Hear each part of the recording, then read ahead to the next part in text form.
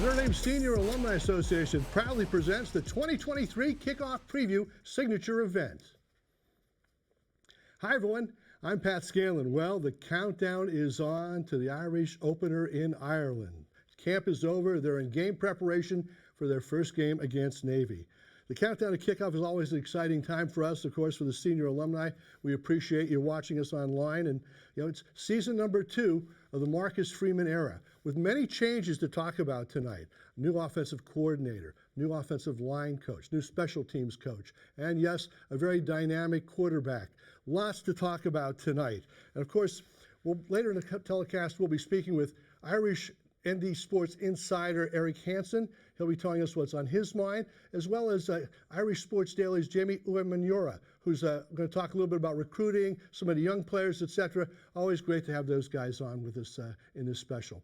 But joining me now in the studio, of course, who's been here for the last 3 years, Mike Golic, former Notre Dame football player, NFLer as well, sports personality, charity of fundraiser with the Golic Family Foundation, which had a big event this summer. Mike, you've been busy. I have been busy, and I also just found something out that I am a senior alumni.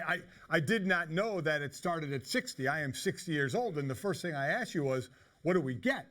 And you said nothing, so I said, I don't want to be a senior alumni then. I'd rather just be an alumni. Well, we're going to give you a card for that. Okay. And then you can watch these events, and you've been a part of these for the last 3 years, so we appreciate that.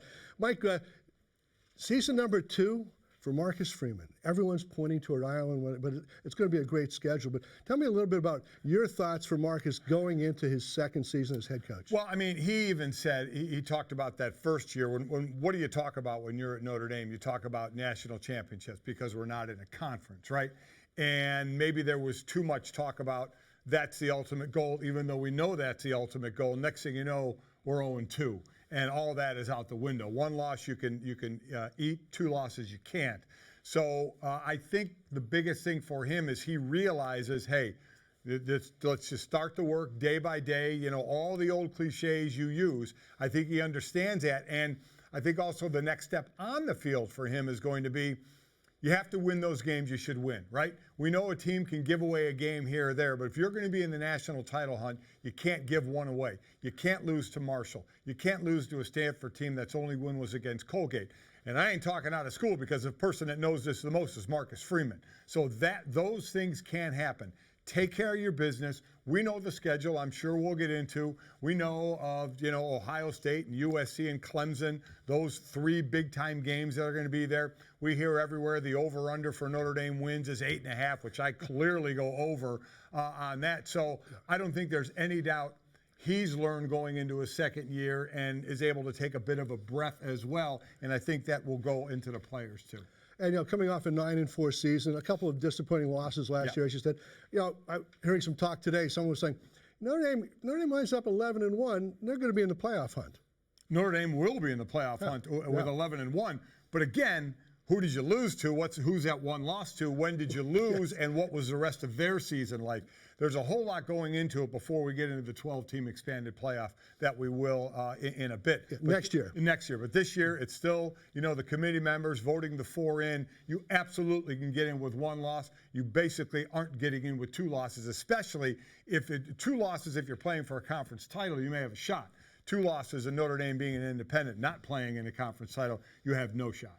Well, the camp wrapped up for the Irish on Saturday, and I had the opportunity to talk with head coach Marcus Freeman about his feelings going into his second season. Marcus, first of all, thank you for taking part in the Notre Dame Senior Alumni Kickoff Preview. We really appreciate your time today. Thanks for having me. It seems like the operative word in college football is change. Change with players, coaches, even conferences. But you've had to undergo some change on the offensive side, new coordinator, quarterback coach, offensive line. How is the offense poised with Sam Hartman under center this year with an experienced dynamic quarterback to lead that offense? Yeah, change isn't always bad, right?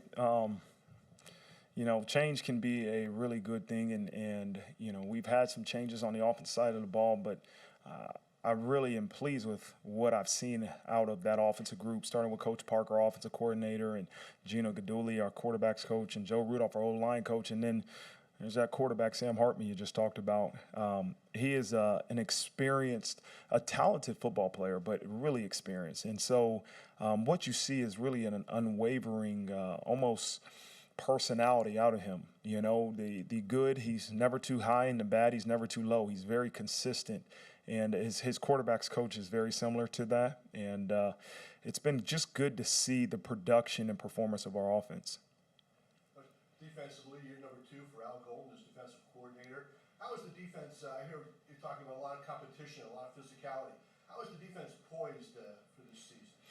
You know, what you see is the second year in a very similar system that they were in the first year. We've made some enhancements to it, but they are really understanding the details, right? And you're not coaching really the assignments as much as you're coaching the details of executing that assignment. And so they're playing with the physicality and effort that we demand, but now they're playing with the intelligence and understanding of what exactly Coach Golden wants out of that. The season ahead begins with Navy, Ohio State, Southern Cal, Clemson, some of the best teams in the country. How excited are you, and what did you take away from year 1 as you go into that great schedule in year number 2 as head coach?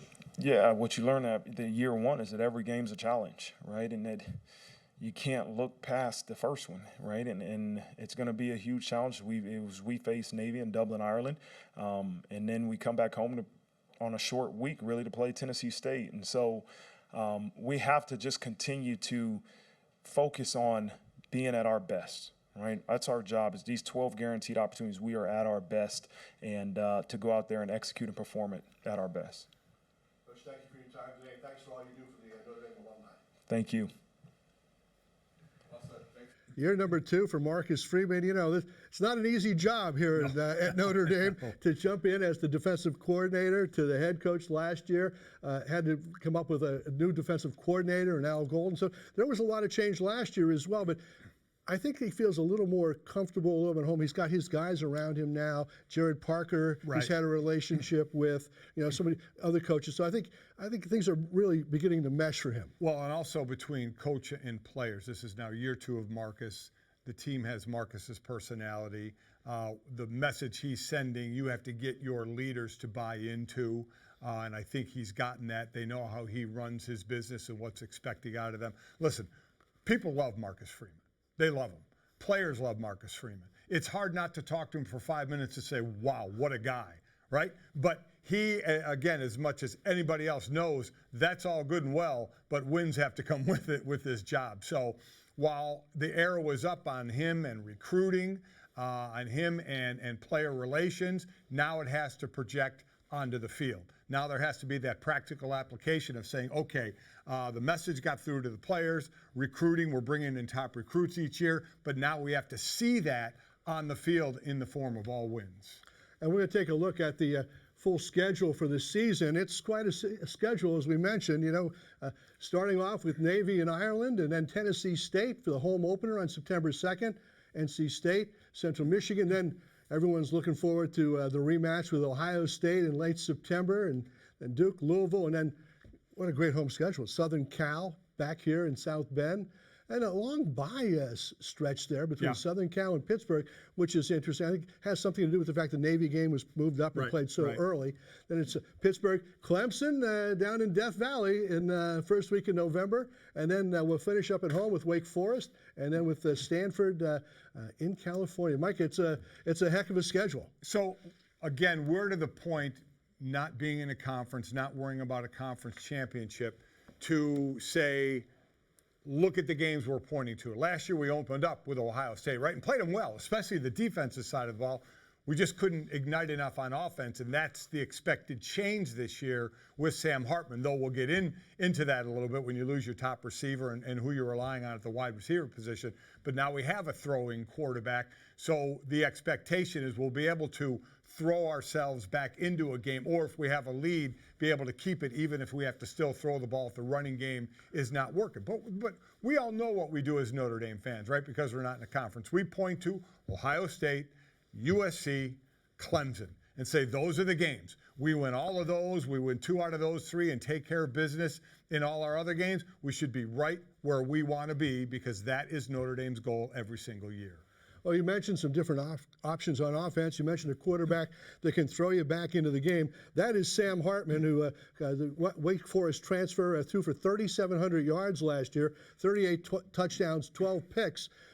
Different type of a quarterback for the Irish, and they went out in the portal and got probably one of the best quarterbacks in the country. Well, and he can be a father figure to all the young players. True. I'm kidding, Sam. I'm kidding. I kid because I care. Me and my son Mike have had a chance to talk a few times with Sam, and what an exceptional young man he is. I mean, so much so that you saw the 4 captains voted in. He was one of the captains, and not even played it down yet in a real game at Notre Dame. So that's very impressive. I think Notre Dame fans are extremely happy to see a passing quarterback. We haven't had one of those where we felt we could rely on the pass in a while now. Though the issue, Pat, a little bit is going to be who's he going to throw it to, right? Michael Mayer's gone, led with 67 receptions. I think the next closest was 30. So we're still wondering who's going to step it up on the outside. Is it going to be the young kid Merriweather, who, we knew we'd probably see later in the season last year, and then he got nicked up a little bit. We know we have a running game with a very deep, very, very deep running attack with Estime leading the way. A guy, if I had a body like that, I'd never wear a shirt in my life. Dude is unbelievable. So I'm already as a defensive player or as a former player thinking, how are teams going to play us, right? Even though we know Sam Hartman can throw the ball, we're going to have to prove he has someone to throw it to. So if I'm playing against us, I'm playing a lot in the box saying we're going to stop the running game. You got 2 good anchors at tackle. You got an experienced center who's a little nicked up now. You got some new offensive guards there, but we're going to want to still run the football. And teams are going to say, we're going to try and take that away from you until you prove we know you have a quarterback that could pass the ball, but do you have players that he can throw the ball to? Do you believe that as a defense you can really only take one thing away, Mike? Listen, you can take one thing away until the team proves that you can't. So if that's what a team wants to do against Notre Dame, load the box, bring the safety down, have 8 in the box, say you guys aren't going to run on us.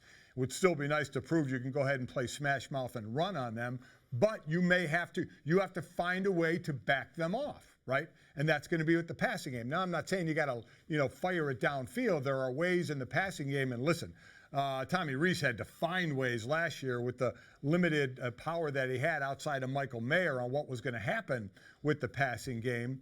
But now we have players, and it will be up to Parker to call the plays that will not just let a defense load up and stop the run. What can spread them out? Swing passes, quick passes, hitch passes, and then take your shots down the seam.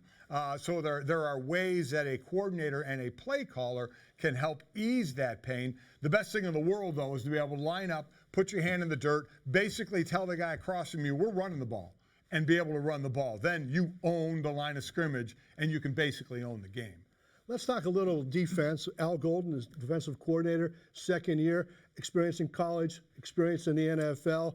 He's got a front 7 that's going to be very interesting, and a lot depends on how they gel, but they've been doing very well. In talking to Coach Freeman, the linebackers have been really strong. Up front, they've been strong as well. So, and we all know the cornerbacks and the safeties are pretty tested already. So I think there's good things ahead for that Irish defense. When is the last time we can talk about the amount of depth we have, especially at the cornerback position? I mean, right. Obviously with Hart Morrison you have it, but you're 2 more deep there. Guys can go into the slot. We're maybe a little thin at safety. We'll see what happens there. But then you mentioned the linebackers. And then on that D-line, love the interior, what that D-line is bringing. I don't know if there's an Isaiah Foskey, that single guy you can count on. Now this is the chance for someone to step up and be that guy, right? So it may be sacks by committee for some until somebody steps up, or we always see at some point somebody steps up, so you hope that happens. But I'm very impressed with that D-line, especially that interior, the depth at cornerback, and certainly the linebacker position. So, like I said, that defense played very well in the opening game against Ohio State, and they had their ups and downs all year. So now year 2 of Al Golden, year 2 of the players knowing the defense and what he wants out of that defense. So I certainly expect some big things out of that side of the ball.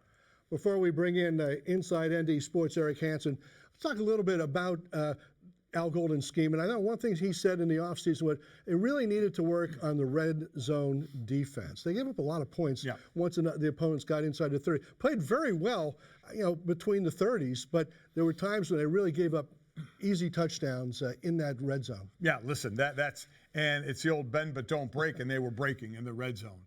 That a lot of times down there, outside of an offense picking a player, picking, they say they don't pick, screening, whatever it is.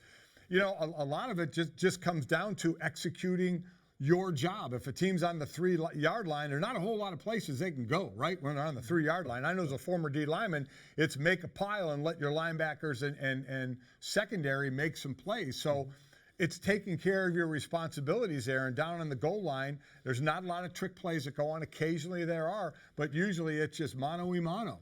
And you got to be able to get the job done. So it was a struggle at times last year. We'll see. Does the team want to run? Do they want to pass? Like I said, I love the corners. If you're going to try and see them take advantage of wide receivers out there, I like our corners. I like our matchup. But you got to be able to stop. You got to be able to stop the run, because even on the goal line, that threat of run, if you've been running the ball well, brings that play action pass that can leave somebody wide open right in the middle of the end zone where the linebackers are stepping up thinking it's a run. Excellent. Well, let's bring in Eric Hansen right now, publisher of Inside Notre Dame Sports. He's been around a little bit, covering the Irish football program for about 30 years or so. And we won't mention where his alma mater at this point, which we're going to see on September 23rd. But Eric, thanks for joining us once again. Thanks for having me. So tell us a little bit about, we talked a little bit earlier about the evolution of Marcus Freeman in year 2. What have you seen in practice and through the interview sessions that you guys have had? Well, a couple things really stand out to me. The first one is that Marcus is really very clear about what his vision is that he wants for this football team, both offensively and defensively. I think last year he was just kind of getting his bearings. He kind of handed off the offense to Tommy Rees, and he kind of kept his hands out of Al Golden's defense a little bit, but a lot more assertive in what he wants big picture. I think the other thing is intensity. He was pretty laid back during practices. This year we've seen, especially in fall camp, we've seen kind of a take a knee moment. We had some colorful language in one of the speeches a couple Saturdays ago. So he's really more dialed into what his team needs on a particular day. And a lot of time it's bringing the energy, bringing the intensity. So, Eric, let's start on the offensive side. Looking at that, we have a quarterback in Sam Hartman, again, where a lot of Notre Dame fans are saying, all right, a guy who can pass the ball. But what are the weapons? Where's the expectation of where that ball is going to land down the field? Right. I think right out of the gate, the top receiver is going to be Jaden Thomas. I think that's going to be Sam's kind of security blanket in the red zone and on third down. He is the boundary receiver. And then I think eventually Tobias Merriweather is going to be a big play guy. I'm not sure that we'll see that the first couple weeks, but once he kind of finds his rhythm, just with his height and his sheer speed and athleticism, he's the guy that none of the cornerbacks really want to draw as a cover guy. But they're pretty deep. I mean, I think they're going to go 6 deep with their wide receivers. There's a couple of freshmen, Jaden Greathouse and Rico Flores, that are going to help them. And then in the tight end group, I really like out of the chute, I like Mitchell Evans and Holden Stays. And I think eventually Eli Reardon, when he's fully back from that ACL tear, I think they'll have 3 really good tight ends that'll give them some nice options. And then the running backs, don't forget how good of receivers, including that the transfer Devin Ford from Penn State. Yeah, and we should mention when you bring up tight ends that Kevin Bauman is out for the season again. Reed tore his ACL, which is terrible luck for the kid from Red Bank Catholic in New Jersey, but he just can't get on the field. It's unfortunate. But Eric, the other thing we wanted to talk to you a little bit about was the quarterback dynamic, and not just Sam Hartman, but you've got Steve Angeli, you've got Ken Minchie. It's a little bit different, and it's evolving on the positive side, I think, as Angeli begins to find his own tempo and his own personality at quarterback. Yeah, I think Steve Angeli surprised a lot of us in the jumps that he was able to take in the spring and then again over the summer. Once Tyler Buckner left, Notre Dame had the option to go back to the portal and maybe bring in an experienced number two. And they looked at what they had on the roster and they said, you know what, we really love Kenny Minchie's future, but we like Steve Angeli's present. And they're willing to bet on Steve Angeli. Now, I do think you go from Sam Hartman to anybody that doesn't have experience. There's a huge gap there. But I feel like they think that Steve Angeli in most games can be more than just a functioning quarterback, that he can help them win games. If it's Ohio State, Clemson, and USC, maybe it's a different story, but most of the teams on their schedule, they feel pretty comfortable with him. And then, those guys need protection, and also the running back needs holes. So that offensive line, you got your rock solid with Fisher and certainly Altu. Everybody watching, because this is going to be his last year here before he heads to the draft. You have good experience at center as well. So where are we looking at the guard positions?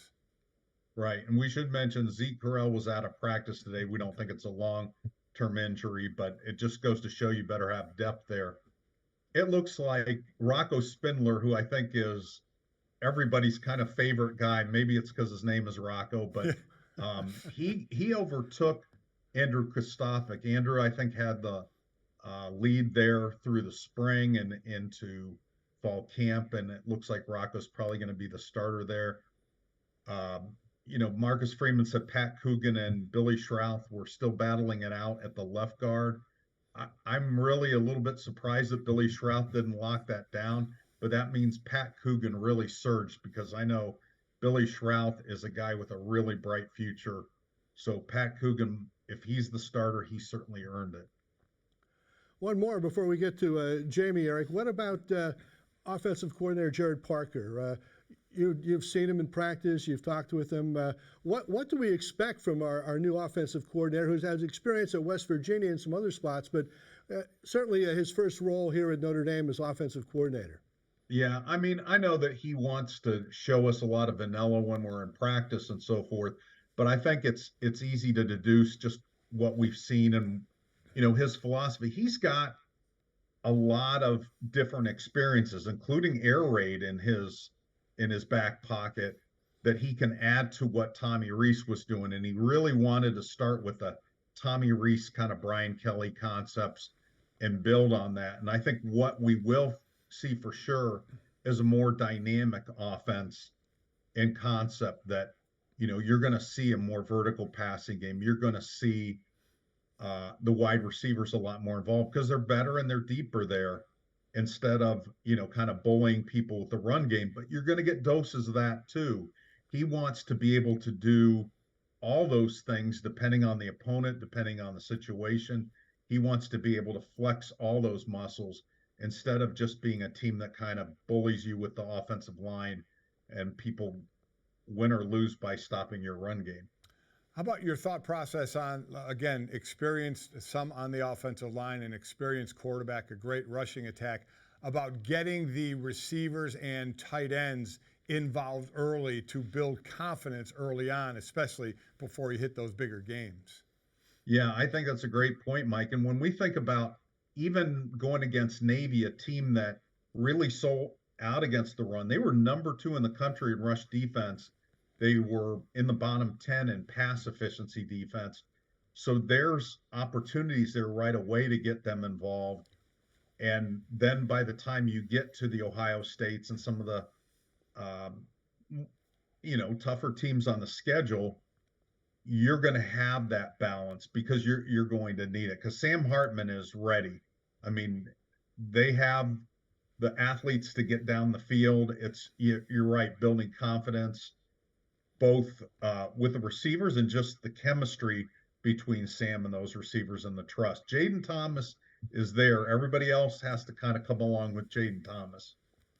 All right, well, Eric, stay with us. We're going to bring in Jamie Uyeyama from Irish Sports Daily to talk a little bit about the recruiting, the emphasis, the younger players. We've mentioned a lot of younger players on the on the telecast tonight, Mike. And really, I think it's reflective of the first two seasons of Marcus Freeman's recruiting classes. We're talking about freshmen, we're talking about sophomores making solid contributions already. Well, it's always an interesting thing because my boys were here in the transition from Charlie Weiss to Brian Kelly, and then there's that mixture of former players to new recruits. So it's always can be an interesting mixture on how they all blend together. So now you have that with some recruits, obviously, old Brian Kelly players to new Marcus Freeman players. So there has to be that gelling that goes on. As I said earlier, everybody buying into what your head coach is selling. Excellent. Well, let's bring in Jamie right now and talk a little bit about how this recruiting has been going and the impact that it's had. Hi, Jamie. Thanks for joining us once again. Yeah, thanks a lot for having me. So tell us a little bit about those young players that are making an impact. And you study recruiting pretty closely. What's your reaction to this?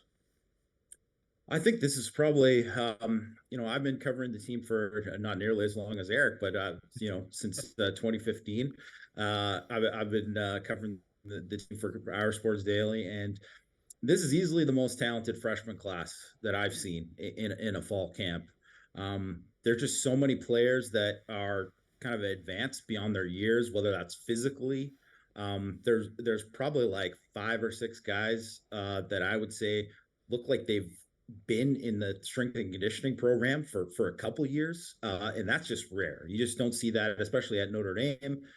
You might get 1 or 2, right? You might get the rare Isaiah Foskey type in 2019, but Notre Dame's got a couple of those guys on the defensive line this year. They have players like Jaden Greathouse and Rico Flores, who Eric mentioned at receiver, true freshmen that, it's very rare that you hear that players at that stage of their development, their strength is route running, right? And that's what those guys are good at because they came from advanced offenses in terms of what they were doing at the high school level, right? So they weren't just doing running go balls and just winning by out athleting people. These are guys that already understood the intricacies of playing wide receiver. Plus, they enrolled early, got a chance to work with Chancey Stuckey, got a chance to learn and adjust to Notre Dame's offensive system and just to school and everything.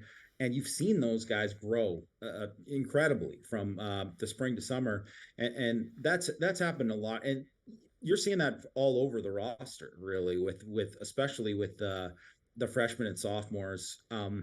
There are just so many great athletes, and I think you almost forget because Ben Morton was so fantastic last year that he's only a sophomore.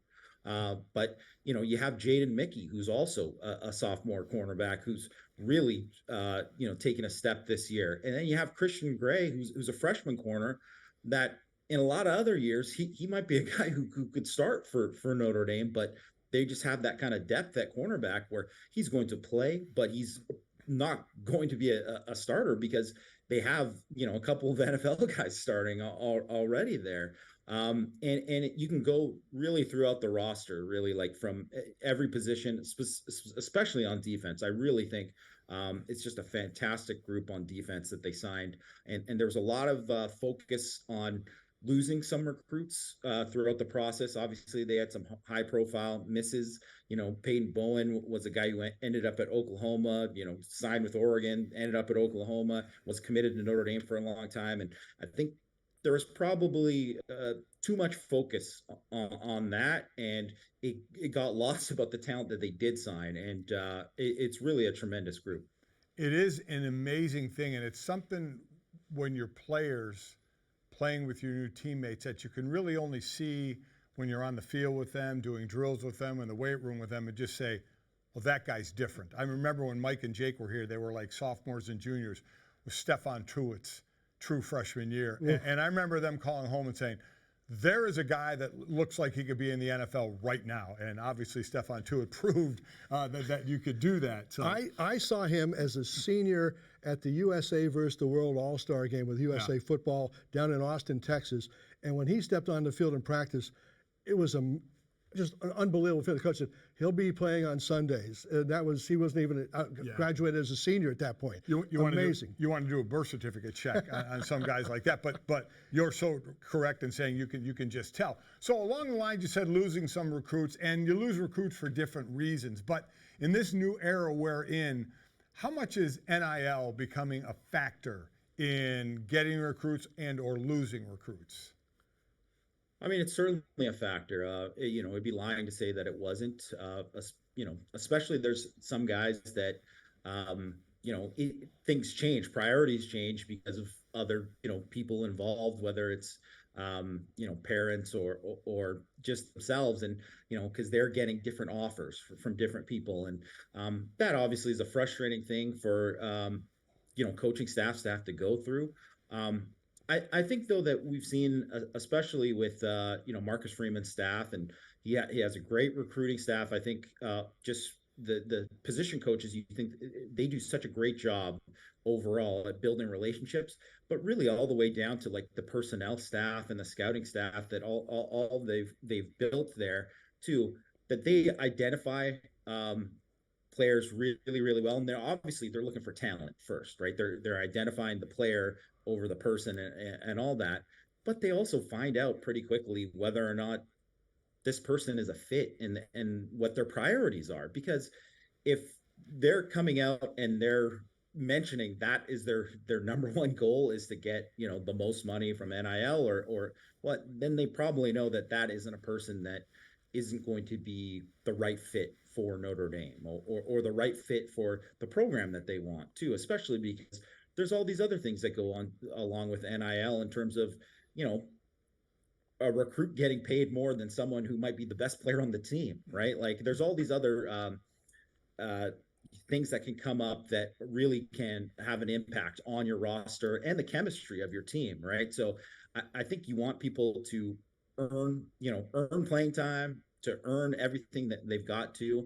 And it's just something that, unfortunately for Marcus Freeman, he's had to kind of deal with it. It became even more prominent, when he became head coach, and it's just, they have to deal with it all the time in recruiting. Jamie, you mentioned to me beforehand that you wanted to talk about, the defense, young, impressive, faster, so you look at the linebackers, Bertrand, Kaiser, and Leofau, but there's a lot of other younger players behind those starting three that you feel can really make an impact. Yeah, and I think this goes back to something Al Golden was saying and talking about in the spring, and then also that he's kind of reemphasized in fall camp too, is that they kind of trimmed the menu of what they were doing on defense. So they took out some things that probably they didn't need last year, right? Like he came into as the coach who had been in the NFL for a long time, and obviously you're thinking about scheme and you're thinking about all these things, and they probably added too much and a little bit too much on the plates of all the players. And now they've trimmed some stuff. They took out stuff that they weren't going to need based on who they're going to play this year, and because of that, they could focus more on certain aspects. They've certainly added some things. They've added a nice sub package, 3-safety sub package called Spear. That looks really nice. But I think that has allowed guys like Leofau, certainly he looks much better than he did last year. And Bertrand and Kaiser, those guys I think are playing faster because of that. Even so, the guys returning who understand the defense. But then you also have guys like Jalen Sneed, who, maybe if it was what it was last year, maybe he wouldn't be up to speed. Maybe he wouldn't be ready to be an impact player in a sub package like he is this year. But now I think he's going to be unleashed. He's maybe not there all the way as someone who's going to play every down as a will linebacker. I think there's still some things that he needs to pick up there.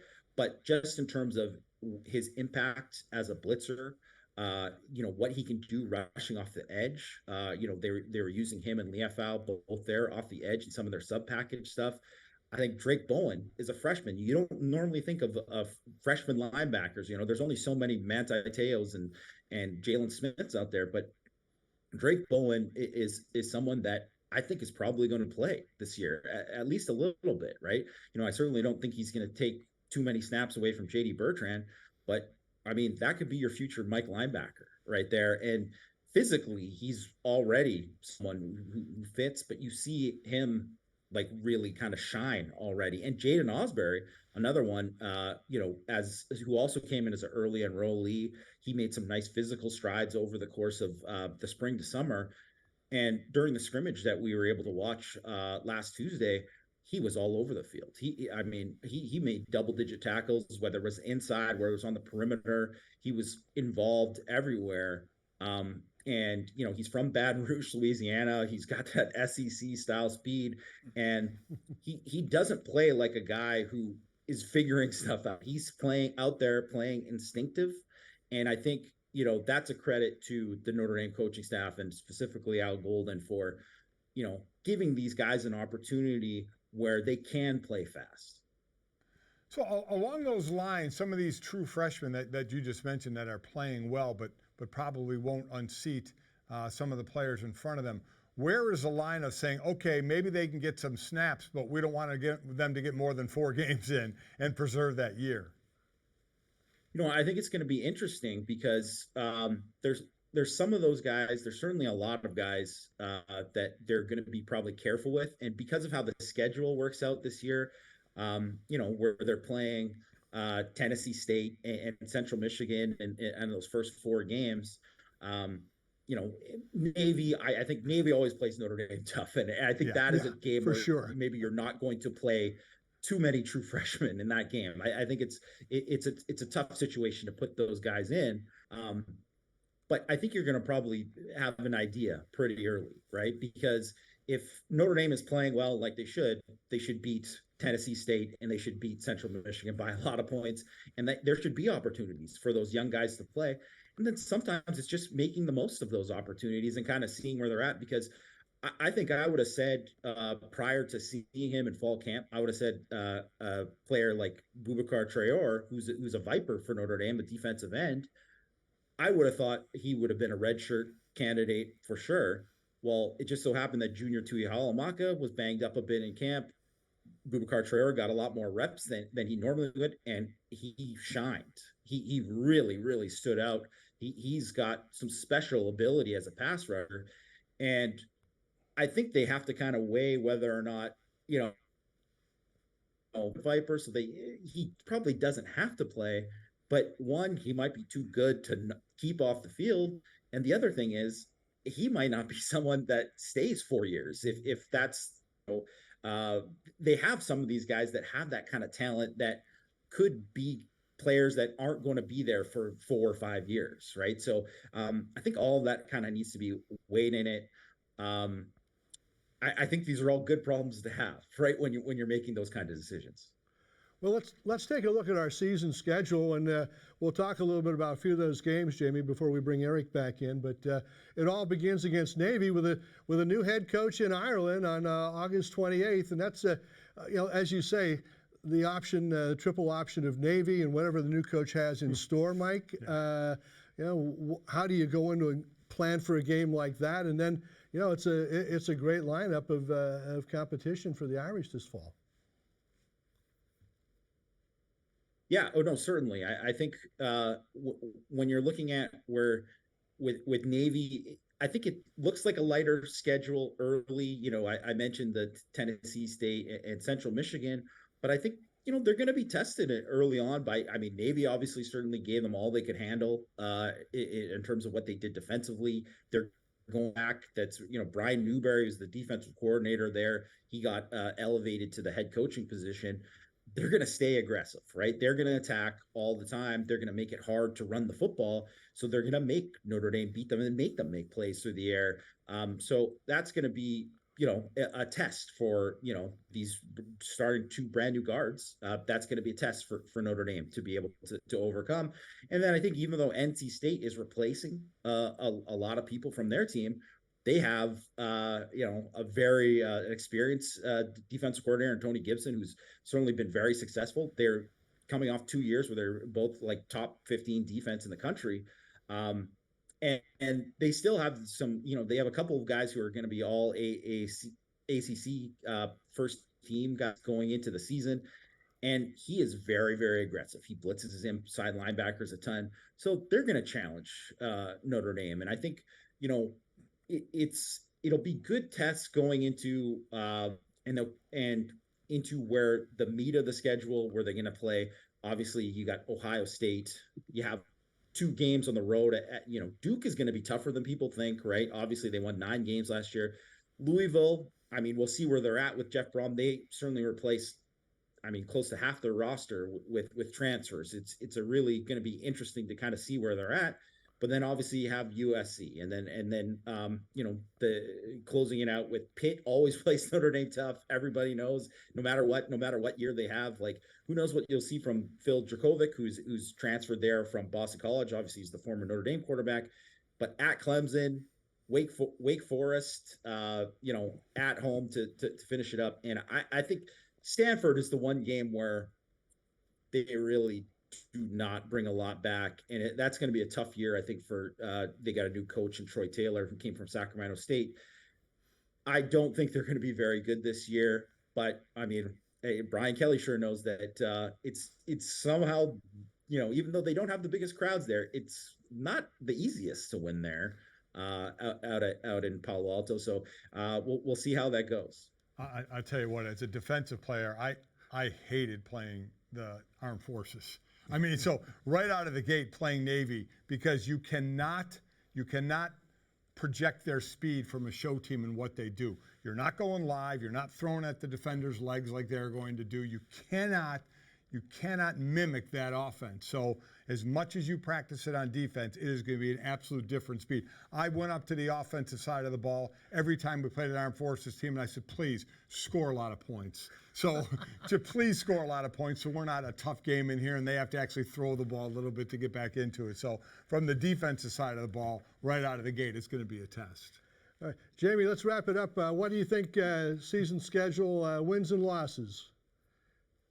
No, I think after kind of watching the team in fall camp, I think the ceiling is a little bit higher than I thought going into it. I still think they have some questions. Obviously you need some of these young receivers to develop. You got to see how the guards develop on offense as well, but they're going to be able to run the ball really well. I think the defense, is going to be better than a lot of people think. I really think, especially because, I mentioned a lot of those young guys, the freshmen and sophomores. I think some of those guys are going to kind of ascend as the season went on, much like Ben Morrison. Maybe not, a couple interceptions against Clemson type of good, but they're definitely going to be guys who end up being better as a season and help the team as they go along. So I really think it comes down to what Mike said, those 3 games. And I think there's a good chance that they, go 2-1 in those games. So I think 11-1, 10-2, 11-1, that would be, my prediction. And certainly you have to see, how healthy are they going into those games? Because I think if they're healthy, then I think 11-1, it's definitely achievable. Excellent. Well, Jamie Uyeyama of Irish Sports Daily, we thank you for your participation tonight. Great talking to you as always. We'll be reading you all fall. Thanks so much. Let's bring back Eric Hansen from Inside ND Sports. But Mike, one thing we didn't talk about is special teams. Talking about change. Right. New special teams coordinator, new kicker, new punter, great long snapper in Vincent, who's got some All-American mention. He'll be in the league. He'll be in the NFL for 15 years. Yeah. But we haven't talked about that. Eric, and I see you. You're rejoining us. What have you seen from our kicking and punting game? Well, there's 2 newcomers at those spots. Spencer Schrader is a transfer from South Florida with an amazing backstory, was going to play pro soccer, got hurt in Brazil, walked on at University of South Florida, was a kicker there for 4 years. And I wasn't expecting him to have quite the explosion in his leg, the length that he does. He can kick pretty routinely field goals of 53, 54 yards, and it looks like there's a lot more distance to go there. We'll see how accurate he is, but he certainly got the leg strength, a guy that gets a lot of touchbacks. So I think Spencer Schrader is a surprise. Bryce McPherson isn't a surprise. We knew he had a big leg. He got injured just before the start of last season. John Sott did an amazing job in his kind of one and done grad transfership at Notre Dame. But Bryce is a sophomore, a great athlete, won a state wrestling championship in North Carolina, was a state finalist in track and field, but he can boom the ball. So I think mentally, if those guys are both in the place that Marty Biaggi, the special teams coach, wants them, I think those two Notre Dame is in pretty good shape with. Nothing better than I love hearing a punter who wrestled. I think that is phenomenal. And Did you wrestle? oh yes, I know your brother did. was an All-American. Bob was an All-American. We both wrestled right? here, yeah. Yeah, And exactly. then they dropped the program, unfortunately, a couple years after I left. But Schrader, I've been in a couple practices, and just what Eric said is so true. It just sounds powerful coming off of his foot, and it is routinely 50, 55 yards, easily clearing, going to the net. So he's got the leg. It's just going to come down to the accuracy. As far as, we had, the 7 punts blocked last year. I have no idea. And I don't think any of us have really any idea of what to expect. That was such a rarity to block that many punts. So if you could block half that amount, I think you would take it. So that part of it, I think we're less about really knowing what's going on. We know we have a kicker and a punter, both with big-time legs.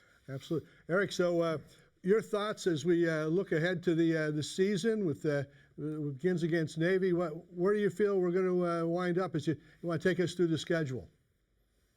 Yeah, I agree with Jamie in terms of the fall camp raised my thoughts about what's most possible or what's the ceiling is for this team. I would probably settle on 10-2, but I think 11-1 is certainly possible. Yeah, the big 3 games, Ohio State, USC, and Clemson, we're all thinking about. I think a trap possibly is NC State just because it's on the road. And with Brennan Armstrong as their quarterback reunited with his former Virginia offensive coordinator, maybe they can be a little dangerous. Sam Hartman has struggled in some of those NC State games. He's thrown some picks against them. They were in the same division in the ACC. But I would not be surprised if Notre Dame went 11-1, but I'm still being a sissy and picking 10-2. I'm not as bold as Jamie. I think I would go 11-1 as well. 10-2, we know they're going to be out of the playoff picture. So the hope is always to be in the playoff picture. But I agree about North Carolina State. I think a couple of years ago when I was calling college games, I called the Wake game with Hartman in North Carolina State. And it was one of those where a defense didn't want to watch film the next day. I think it was a 40-something game, or low 40s and high 30s. And but I agree with Eric. Sam struggled a bit at times against State, and I agree that you'll be coming off the Navy game, then a home game at Tennessee State. I think you'll be a pretty comfortable 2-0 going on the road then in North Carolina State. That would be the one, the first time, especially for a lot of the new guys going on the road. Pretty big atmosphere, big game that you got to be careful about. Yeah, it could definitely be a trap game. Yeah. Eric, any other thoughts as we wrap it up? The one thing I just want to mention was Sam Hartman that really surprised me about him. This is a guy that really went into the portal thinking about this being a business trip, being, I want to improve my NFL stock and so forth. And he gets to Notre Dame, and the summer he starts to run into former quarterbacks like Brady Quinn and Jimmy Clausen. He starts talking to them, and his whole outlook changed. And suddenly it's this, I want to live up to Notre Dame tradition. I want to be part of Notre Dame history. And there was a big shift in him, and it was really an interesting thing to see. He said, he had run down the tunnel several times, and he was on a team run, and he said, I was running down the tunnel, and I got goosebumps. And so it's really going to be interesting, the passion that he plays with in addition, because this is bigger than his future NFL career. This is wanting to be a part of Notre Dame history. That's great to hear. And like you say, he's got some experienced blockers up front. He's got a large receiving core. He's also got a great running back room led by Audric Estime, who just, and a couple other folks behind him in Price, etc., Ford, that can really make an impact in the running game. So I think we're going to see some balance on offense with a quarterback that can really run the offense. Yeah. No, listen, I agree with that. And the thing I loved about Sam and meeting him is he loves fishing, and I love fishing. So I think that's a very cool thing. He told me, I asked him, what do you want the first play to be? I said, do you want it to be a long pass, a seam pass, something to really get? He said, in all honesty, he said, I told Marcus I'd like my first pass to be an incompletion, to kind of get it out of the way and get the and he said Marcus was like, no, we don't really want that. That's not what we're looking for here. Let's start with a completion. Excellent. Well, Eric Hansen, once again, thank you very much for joining us. Eric Hansen, publisher Inside Notre Dame Sports, and a veteran of following the Fighting Irish. And yeah, we will mention at the end here that you are an Ohio State grad, and we'll give you credit for that, Eric. Well, it's, I'm able, English is my first language, even though that may be rumored otherwise, having an Ohio State degree. All right, thank you, Eric. We Thanks, appreciate it. Thanks. So I've a few plugs here before we go. A couple of events coming up for the Notre Dame senior alumni. We've got our Notre Dame Senior Open at Warren coming up in September, the Thursday before the Ohio State game. That's a Thursday, September 21st at Warren. A great day. You don't have to be a senior, Mike, to play. But I am. But so you I are can now. play. Okay. So you can All right. play. Good. And so we're looking forward to seeing everyone at Warren. Information on that on the Notre Dame Senior Alumni webpage, Facebook, all over the place. And also, we have as part of this, we have a raffle trip to Pinehurst to get a chance to play Pinehurst #2, host of many U.S. Opens. Package for 2 golfers. It's a raffle, $100 a ticket. We're selling 250 tickets. 3 days of golf at Pinehurst, and it is a great course to play. Benefits the Notre Dame Senior Alumni Scholarship, which we try to fund the God Country Notre Dame Scholarship Fund. So we hope you'll participate on that as well. Mike, I want to tell you, I really appreciate you taking part in it again. Final thoughts. Well, listen, I'm excited.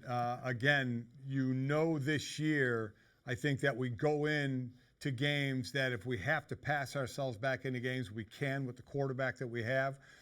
If we're ahead and we still need to pass to keep the ball, that we can do that. So I think there's some excitement there. I am too very excited about this defense, especially up front and the secondary as well. I'm going to stick with my 11-1. I'm going to say Marcus and the team win the games they're supposed to win, and then you have those 3 games that we keep talking about. I'm glad Ohio State is down the line, 5th on the schedule this time around, I believe. So you get to kind of work into it a little bit, and then obviously USC and Clemson. I think one of those will go to the opponents, and I'm hoping we go 2-1 in those games. And I think if we do, we're 11-1, and we'll be right in the playoff hunt. I think 11-1 is a very realistic thought. 10-2, 11-1. Things go well, like you say. If we can take 2 of 3 of the big 3 games, I think they're in great shape. The difference is, though, and we know, right? 11-1, you're in the playoff hunt. 10-2, you're not. I mean, that's the tough part of Notre Dame and being in a conference, or not in a conference, which I'm happy we're not, and I'm all for. I get it, but that's the line you're playing with there at Notre Dame. Excellent. Well, thank you to Eric Hansen, to Jamie Uyeyama. Mike, appreciate your time. I'm Pat Scanlon. We'll see you. Have a great time in Ireland when it gets underway against Navy. So long, everybody.